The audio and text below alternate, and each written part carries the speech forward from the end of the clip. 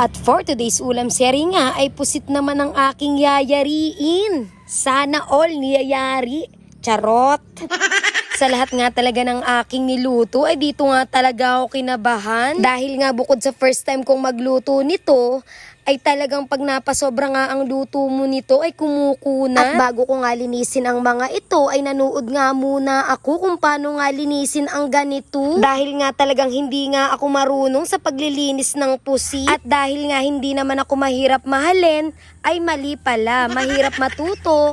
Kaya ginaya ko nga lang yung mga napanood ko. Bali kailangan nga daw alisin yung mga mata niyan at pati na nga daw yung ngipin. At pagkatapos ay aalisin nga din yung lahat nga ng loob ng kanyang tiyan at ang ititira nga lang natin ayun ngang kanyang tinta. At depende nga din yun sa kagustuhan mo. Kung gusto mo nga yung may tinta, edi itira mo. Kung ayaw mo naman, edi itapon mo. Ganun lang kasimple. At syempre, kailangan nga din palang alisin daw ang mga balat niyan. Yung mga kulay itim na yan ay dapat nga raw tagkalin. Dahil kung mapapansin nyo nga kapag kumakain kayo ng pusit or bumibili nga kayo ng kalamares sa mga tindahan dyan sa labas na nabibili sa mga kanto-kanto, ayan na nga yung sumasabit kapag nga kinakagat natin ang kalamares. Yung medyo parang lastiko, yung matigas, yung makunat, ganun. Kaya kailangan nga talagang tagkalin yung mga balat na yan. Pero depende din naman ata sa pusit. Pag yung maliliit, syempre hindi na ata yung tinatagkalan. At pagkatapos nga, ayan namang tiyan ng pusit ang aking kiniskisan. Dahil nga din ayon dun sa napanood ko, ay kailangan nga ding alisin yung mga lamad-lamad na nandidiyan. At nung una nga, ay hiniwa ko nga ang tiyan niyang pusit para naman makiskis ko nga ng maayos.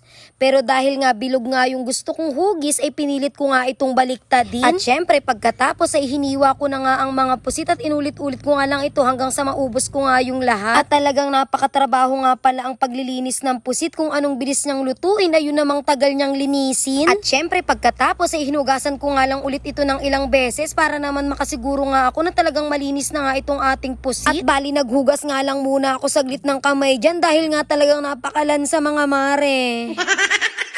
At pagkatapos ay lumabas nga muna ako ng bahay para nga ipakudkod itong nyug na aking gagamitin. Dahil nga wala lang, tinatamad ako magkayod. Bakit ba? At pagkarating-rating ko nga dito sa bahay, ito namang mga rikado ang aking inihanda. At syempre, naghiwa nga lang ako dyan ng isang buong bawang, isang tipak na luya at ilang pirasong bawang. At pagkatapos ay itong talong naman ang aking sinunod na hugasan at hiniwa ko nga lang yan ng maliliit dahil medyo nga malalaki nga yung hiwa niya. At syempre, pagkatapos ulit ay ito namang nyog ang aking piniga. At iba pala yung feeling kapag pinapakayod ang nyog, medyo ano siya, smooth siya, ganun. Basta masarap siya sa kamay, hindi siya masakit, ganun. Basta malambot.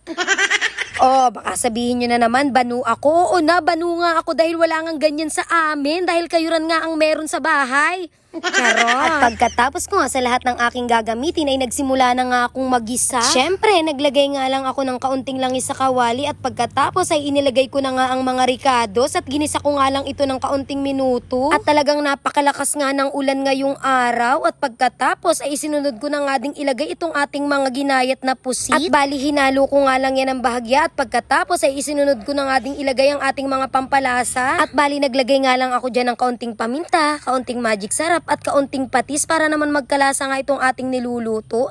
At pagkatapos ay naglagay nga din ako ng 2 pirasong siling haba. At hindi ko na nga din pinatagal ay sinunod ko na nga din itong ating talong na isasahog. At nagintay nga lang ako ng bali mga ilang minuto at isinunod ko na nga itong ating purong gata. At sa sobrang kabado ko nga na ma-overcook nga itong niluluto kong pusit ay muntikan ko pa ngang makalimutang ilagay itong tinta ng pusit. At sana wag nyo akong i-judge mga mare dahil first time kong magluto nito. O tignan nyo ang daming sabaw.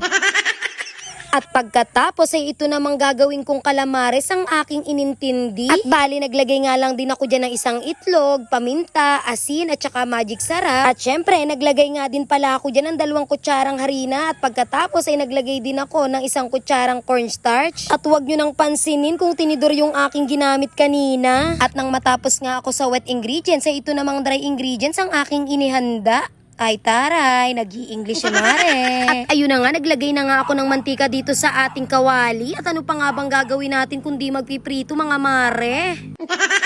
At syempre, hahayaan lang nating yakapin niyang harina yung ating mga ni-marinate na pusit at sana all niyayakap. Charot! At syempre, uulit-ulitin nga lang natin yung process hanggang sa maubos nga itong ating ipiprito. At iintayin nga lang nating medyo mag-brown-brown nga yan at luto na yan mga mare.